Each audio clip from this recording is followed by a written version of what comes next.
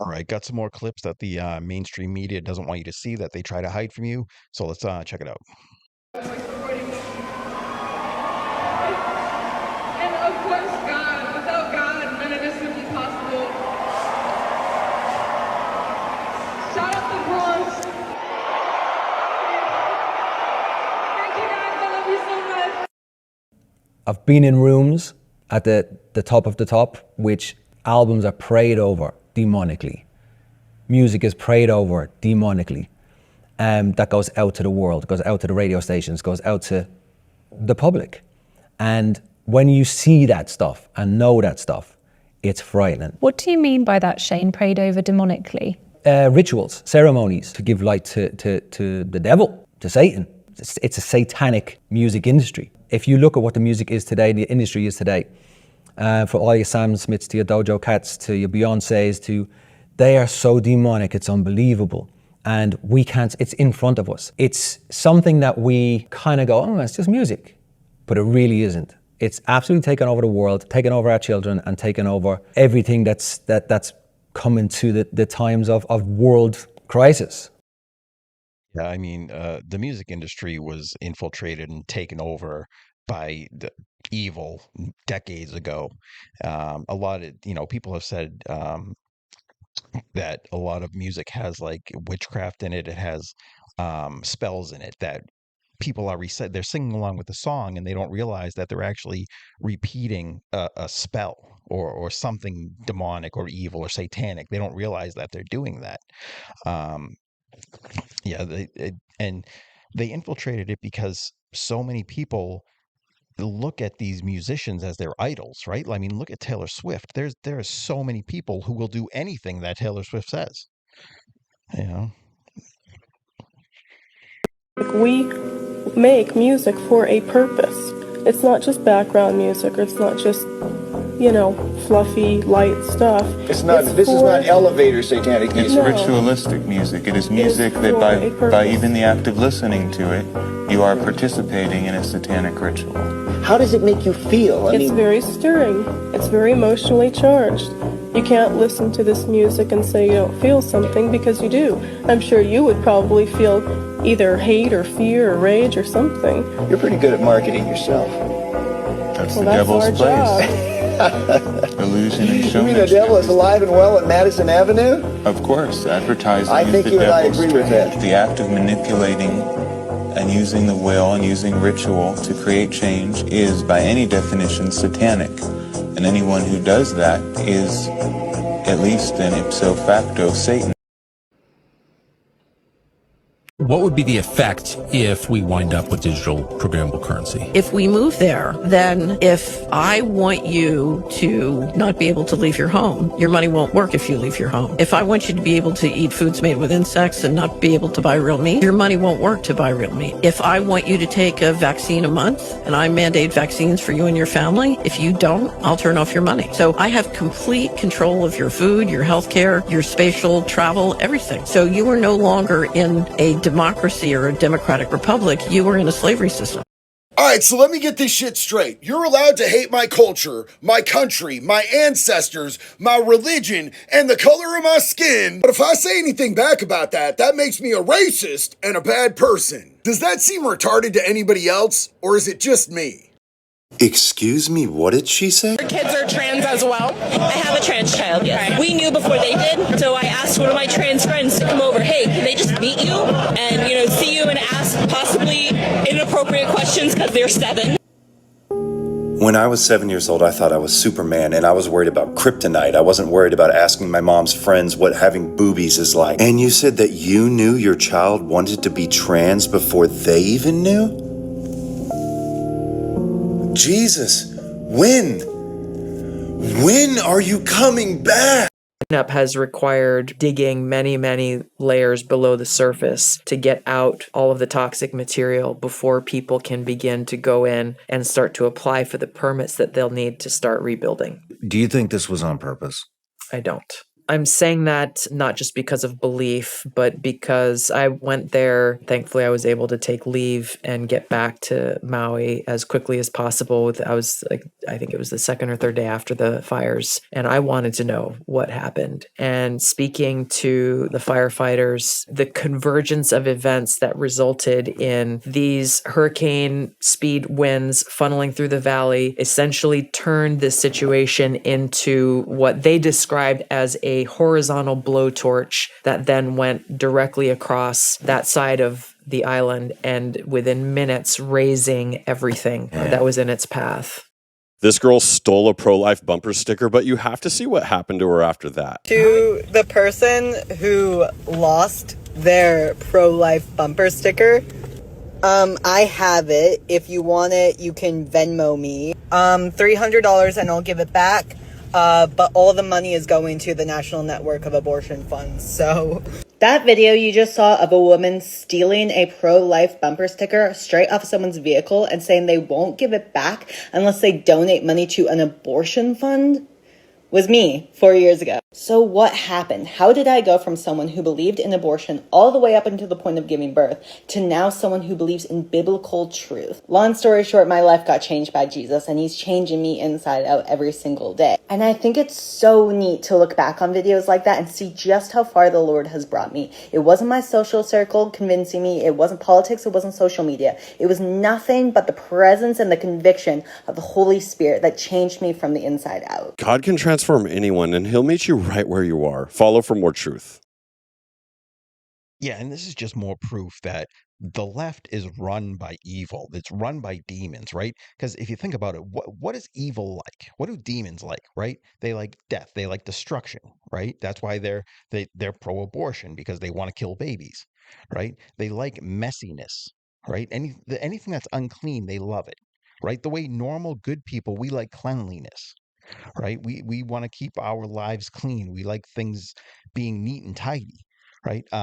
You look at what Donald Trump did in Washington D.C., how he cleaned up the city, right? He got the parks cleaned up. He got fountains flowing again. He cleaned up statues. He cleaned the graffiti off them. He got the reflecting pool all fixed. And the left hates it. The left liked it when their graffiti was all over the monuments, right? Because that's what evil likes. Evil, the way you and me and other normal people, when you look outside and you see nice green grass and some flowers and some nice trees and everything, it looks good. Evil looks at that and they're disgusted by it. They want death. They want dead flowers. They want dead grass, right? The reflecting pool, I don't know if you saw it, there were people out protesting. They were wearing like Team Algae, right? They want algae. They want it to be ugly. They want it to be gross. That's what evil wants. That's what demon wants. And that's what the left wants. So it's just, again, it's proof that the left is run by demons. It's run by evil. The left took fascism from the left-wing column and moved it into the right-wing column. The original fascism was a phenomenon of the political left. It was explicitly socialist, hence the name Nazi. And this wasn't just Hitler using the term. The Nazis have a platform. It's state control of the banks, education, industry, the media. It's the left-wing agenda. So the Nazis, the fascists, they saw themselves as on the left. Everybody recognized that this was a phenomenon of the left. However, after World War II, people saw the starving, emaciated figures coming out of the concentration camps. The progressive intellectuals who dominated American academia realized that their own views were suspiciously close to those of Mussolini and not all that far from those of Hitler. They realized we have to redefine fascism and Nazism to remove our association with it. Now you have the utterly bizarre phenomenon where somebody can go up to Benjamin Netanyahu and call him a Nazi. The whole box, we had one that weighed, and all those underweight in the bag. All right, guys, in Aldi, checking me in. We have a major problem with this 8-ounce honey turkey breast. All right, I grabbed one box. There's 2 more over there. Watch this. 100 grams. 100 grams. Remember, it's in the package. Here we go. I'm going to do this quick. All supposed to weigh 8 ounces. 7.65. 7.75. 7.95. 7.75. 7.65. 6.85. 6.85 ounces in the bag. 7.70. 7.65. 7.90. 805. All right, so we're calling this one out. Let me know what you find. And this guy does a lot of videos like this. He goes around to different supermarkets and he weighs the food to see if you're actually getting what you're paying for. And of course, he's finding that you're not. I've seen videos of his which are a lot worse than this, where they're really undercutting what they're selling you, to the point where I think he did Walmart. And I think Walmart actually responded because he found a lot of scales were off in Walmart. And I believe, I could be wrong, but I think Walmart basically ended up calling or just sending an email or something out to all their stores all over the country telling them to recalibrate their scales, all because of this guy. Manic Pixie Dream Girl this, bipolar BPD Patty that, until we start acting like our fucking diagnosis! Acting like their diagnosis? I told you I'm crazy! I said I'm crazy! Did you think we were Crazy, you're just fucking joking? Do you faking. think we're joking when we say we're fucking crazy? No! We're fucking crazy! Like she literally said it herself. We start acting like our diagnosis. That's the problem. They get diagnosed with something which they actually don't have, and then they start acting like they do have it. Right? It's a problem with the medical industry. You know, these kids like her, they go in to see a therapist. They say, "Oh, I'm upset about this and I'm upset about that," and the therapist is just like, "Oh yeah, you have anxiety, you have bipolar, you have depression, whatever." And then "Oh, I do." So then they start acting like they do. It's all fake. It's all the industry. It's probably the pharmaceutical industry just, paying these doctors and whatever, these mental health people to diagnose people just so they can sell them medications. And then because they're kids, it's cool, right? It's cool these days to be depressed or have anxiety or something like that. So then they start acting like they do, like this girl. It's all fake. It's all fake. Take the warning! Take it! Fuck! Stop it! Stop it! Stop it! Do the quiet thing! Do the quiet thing now! Buying junk fast foods that have no actual food in them. We buy gallons of poisonous household cleaners when one degradable soft soap will do. We are poisoning our homes and wasting our hard-earned money for no good reason. Why? Because the advertising industry tells us to. They just want you to buy stuff. For example, if a company pollutes the environment or uses bad business practices, if you don't buy their stuff, they will change. If you don't want food with chemicals or GMOs in it, don't buy it. The minute we start taking responsibility and spending our money wisely, every politician, every corporation, and leader around the world is going to know that we have woken up. And that is the most important point in this film. Oh my God, y'all. This whole store-bought meat stuff is insane. So, right, like the ground beef that you get, apparently they just pump that little thing full of some kind of gas that makes it look bright red like that, instead of just old and gray and disgusting, because they're grinding up, look at this, they're grinding up just bits and pieces of cows from, they don't even know where, y'all, overseas, just, I mean, the most disgusting, look at that. And they just grind it all up and then put some stuff in it that turns it red. And then we're supposed to make hamburgers with it. Ugh, no thank you. No thank you. Now, this guy was minding his business and eating in a restaurant when he was rudely confronted by one of the new natives who is mad that he is eating during Ramadan. How come you're eating, boss? It's Ramadan, boss. Huh? Yeah, sorry, brother. It's Ramadan. This is no good. Ramadan. Why are you sitting there? Tell Muslim. the guy to get lost. Tell him to get brother. I'm sorry. You're Muslim, yeah? No. You sure? I think so. You are. Yeah. It's Ramadan now. No way, Ramun. Romania is not Muslim. No Muslim. You sure? Brother, please, yeah, because it's very big trouble, huh? Okay? Please don't be eating in Ramadan, yeah? See, they're going to other people's countries, they're going to other cultures, and they're trying to force their religious beliefs on these other people. Please, because very bad. The mayor of London is Muslim. The mayor of Birmingham is a Muslim.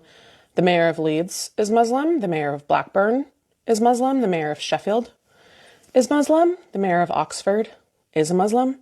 The mayor of Luton is a Muslim. The mayor of Oldham is a Muslim. The mayor of Rochdale is a Muslim. All of this was achieved by only 4 million Muslims out of the 66 million people in England. Today in England, that's so crazy, because obviously there's something else going on behind the scenes, because there is no way you could have that many Muslims in government that were voted in. I mean, I understand liberal white women will vote for people just because they're Muslim, just because they have any other skin color other than white. But to have that many, it still proves that, again, it's probably a corrupt system and these people were implanted, right? They probably weren't voted in, right? I'm sure they told the people they were voted in, but they weren't voted in. They were planted there. there are over 3,000 just like in mosques. Los Angeles. There are over 130 Sharia courts in England, and there are more than 50 Sharia councils. 78% of Muslim women do not work and receive state support and free accommodation. 63% of Muslims do not work and receive state support and free housing. State-supported Muslim families have an average of 6 to 8 children who all receive free accommodation. Every school in the UK is required to teach about Islam. The number one most common baby name in England is Muhammad. This is not immigration. Well, I think it was at this moment he knew he messed up. Y'all like the video? Check this out. Okay. Oh, don't touch that. Whatever you do, don't touch that. Uh-oh. Oh, no. Oh, what have I done? Oops. It's the look on his face afterwards. He knew it, too. He knew it as soon as he did it. Look at that. Oh, crap. Play it off.